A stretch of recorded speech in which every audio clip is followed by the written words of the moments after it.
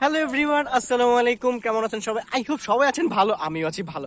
এবং আজকে একটা ঘটনা শেয়ার করব। সেটা হচ্ছে, আজকে আমি বিকালবেলা মানে ছাদে উঠছিলাম। তো ওঠার সময় আমার সাথে কিছু মেহমান এমন ভাবে দেখা হয়েছে ভাই, আমি দেখে প্রায় ডরাই গেছিলাম মানে কি বলবো, ডরাই গেছি গা।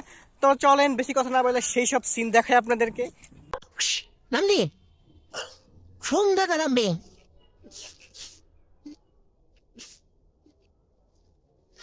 লাড়ি লাইটার এত আমার সব ঠেন না মাঝকা তুই যা